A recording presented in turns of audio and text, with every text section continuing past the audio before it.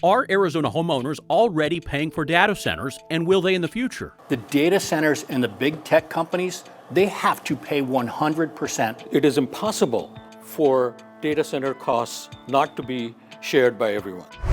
State regulators and the largest utility, APS, drop their renewable energy goals. I think this is more of a political effect. The Attorney General said it's not only nonsensical, it's unlawful.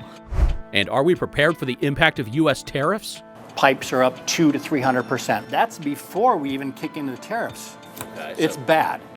This is Power and Influence. I'm Joe Dana. I cover the ways that organizations and power brokers influence our daily lives, our environment, and the energy we use. I want to touch base with two of the most knowledgeable people I know in this state about 3 or 4 big stories that have come up. Abhay Padgaonkar, you're a data analyst, consumer advocate, renowned whistleblower. You exposed bad customer service at APS that led to a $25 million settlement with the state. Paul Walker, energy investment consultant. You have vast experience about how Wall Street operates when it comes to investing and building infrastructure. You are with the firm Theseus. So we've got a dogged advocate for the consumers. We have a very knowledgeable expert on the business side. A new report from Powerlines says that residential electricity costs have risen by as much as 30% since 2021. Residential gas costs have increased by almost 40%. With all the news we're hearing, it sounds like it will only get worse. And let's start with data centers. What is it right now that people don't understand? We have a couple really large problems in data centers and utilities. The first is the scale of the companies. Yeah. So Meta, the parent company of Facebook, has a market value of $782 billion. APS, our largest electric utility, has a market value of about $10.9 billion. So when big tech looks at investing $1 billion or $2 billion, that's course of business for them. The second problem is when utilities build things, they build them to last at least 30 years. Big tech's motto is move fast and break things. Two worlds with very different philosophies on how to do business. Exactly. For utilities, if you're building everything to last 30 years, you don't know if big tech is going to make the power demands go dramatically down in 4 years because of efficiency gains they make on tech, or if it's going to soar because consumers are going to really need more and more AI. And if you're a $10 billion company like APS, that's a major risk that they have to think through. We all agree we don't want homeowners to bear the burden of the data center growth, right? What is your humble message to the Corporation Commission about how to protect homeowners? You have to 100% ring fence all of their costs. You have to do that through tariffs, and you have to do that through pricing. Okay. And you have to make long-term contracts a part of that. It is impossible for data center costs not to be shared by everyone. The way costs are captured, functionalized, and allocated means that they're shared. That's the whole purpose of a public utility, because we share all costs. You interviewed Ari Pesco. Right, the Harvard Center. Let me read a quote from him. These are cities, these data centers, in terms of how much electricity they use. And it happens to be that these are the world's wealthiest corporations behind these data centers, as Paul just pointed out. And it's not clear how much local communities actually benefit from these data centers. Is there any justification for forcing everyone to pay for their energy use? That's just financially incorrect. What Harvard Energy Initiative is saying, to avoid that controversy altogether, they say, have a bring your own power policy. Would that be a solution? That's precisely where these contracts are going. You've got major data centers saying, we're gonna pay you the money to expand the nuclear power or to put this in.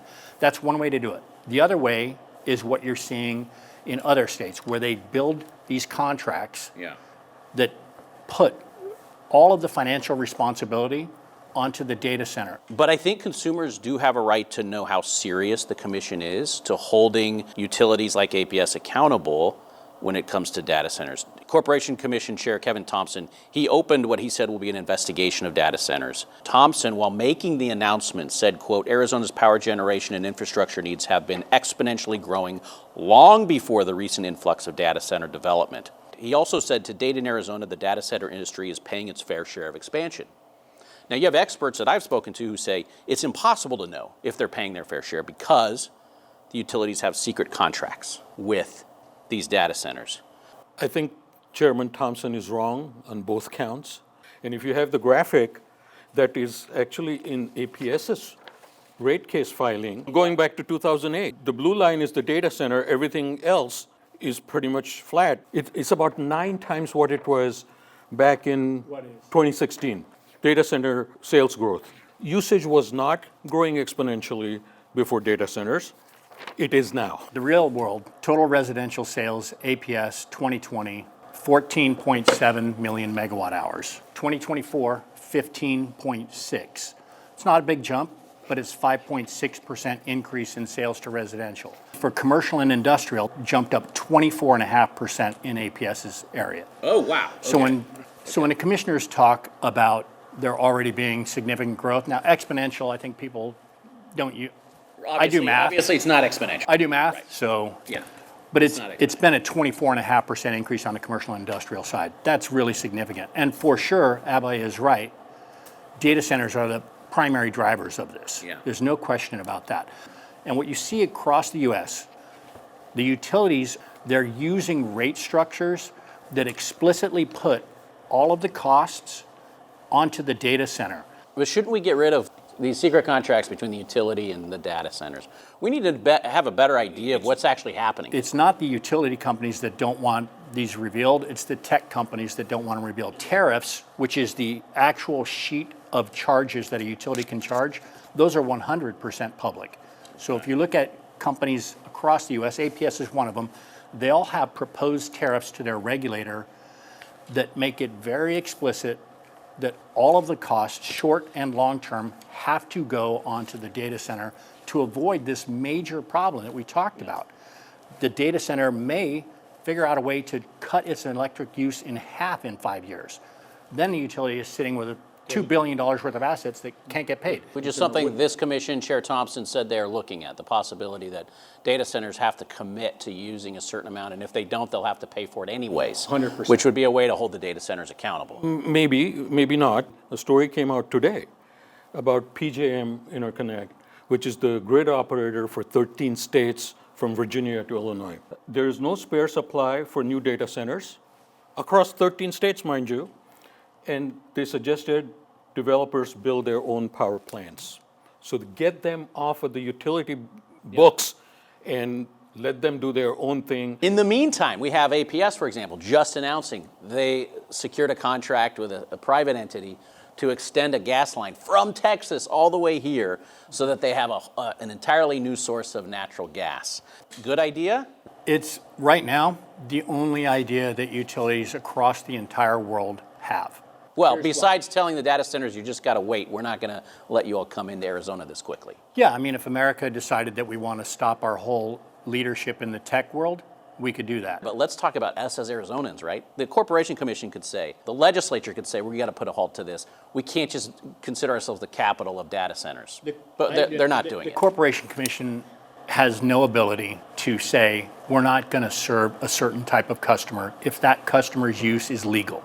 What they can do, and that is making it clear, the data centers and the big tech companies, they have to pay 100% of the cost of the infrastructure and the power. What Paul is saying is right. They have to pay 100%. This is the analysis of residential usage as a percent of total. This is APS's data, by the way. Residents used about half in 2020. First half of 25, it was down to 40%. If you look at what the residents paid in 2023 and compare that to what they paid this year, first half of this year, residents' rates went up 14%, commercial rates went up 5%, and industrial rates went up 6%. The data centers are eating bigger and bigger pieces of the pie, and they're paying less and less. Let's talk about renewable energy standards. The Arizona Corporation Commission just voted 5-0 to proceed with repealing Arizona's renewable energy standard and tariff known as REST.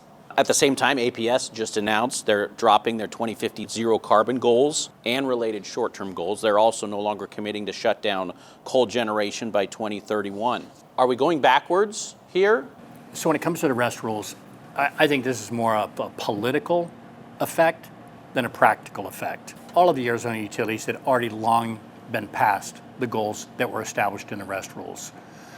And in terms of their renewable energy investments, look at 2023, a couple of years ago, APS's all-source RFP that they put out, 93% of those contracts went to solar and solar plus storage firms.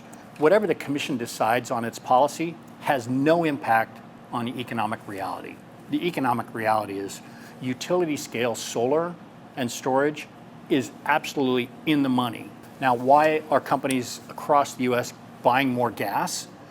Because 4 or 5 hours of solar is great, but you have a 20-hour day, and you've got data centers with demand that's going to be 24/7, 365. Should the Attorney General sue over this? Absolutely. There is a legal issue, which is government policy cannot be capricious and arbitrary. The economic impact study or statement that staff submitted in support of repealing REST rules is just all over the place. The Attorney General said it's not only nonsensical, it's unlawful.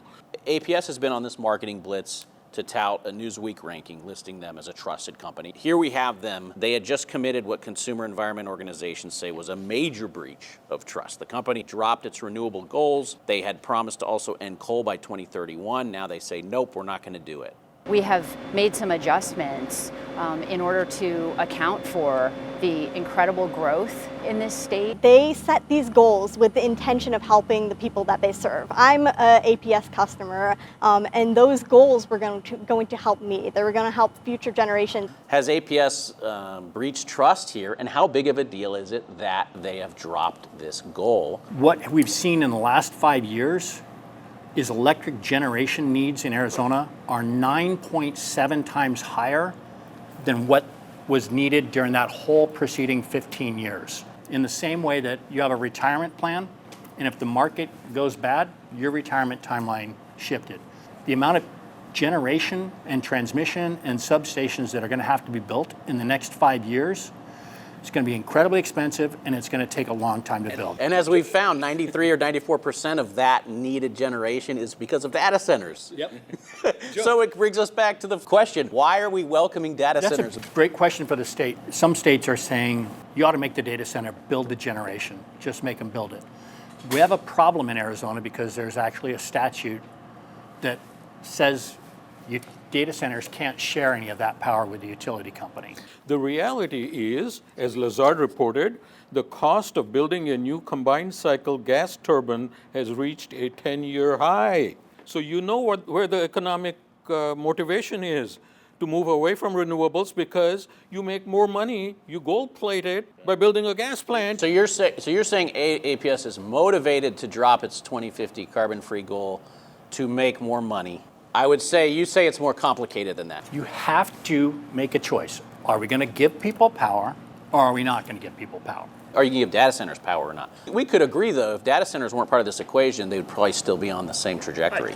I 100% agree with that. Like, if you take data centers out of the mix, I don't see any scenario in which APS wouldn't have been able to stick exactly with their plan.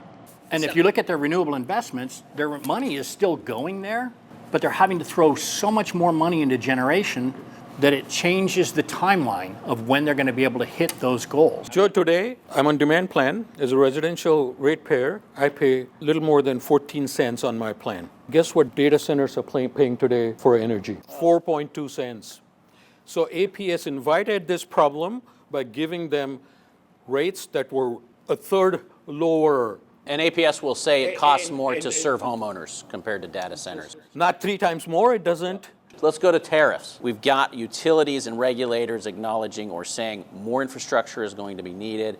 You're saying what people aren't talking about enough of, though, is the impact of tariffs. They're not talking about two things enough. One is what's happened globally with infrastructure costs for utilities. From 2020 to 2024, across the board, pipes are up 200 to 300%. Wires are up 50%. Transformers, large and small, are up 40 to 60%. That's before we even kick into the tariffs. On July 30th, the White House announced a 50% increase to the tariff on all imported copper, wires, and pipes. Guess what? In the utility sector, water companies and electric companies buy massive amounts of copper. They buy massive amounts of steel. 80% of the transformers that come into the US are from overseas. What do you project this will mean for the average consumer over the next couple of years? It's difficult to quantify it, but if you just look at the input models, you're probably looking at 15 to 20% increase in costs that had already jumped up 50 to 200% just because of global factors. Okay, It's bad. So are you saying a utility like APS in 6 months will go back to the commission and say, we didn't realize this was going to cost this much more? I think that's why utilities are looking at what they call formula rates, so that they have a model that says, come in every year with audited financials, and let's figure out how much it really is costing. I appreciate you both talking about this. We want to keep up with this in different forms because this is an issue, and especially when you talk about data centers, that is going to impact our lives one way or another. So I really appreciate both of you weighing in. This is Power and Influence. I'm Joe Dana.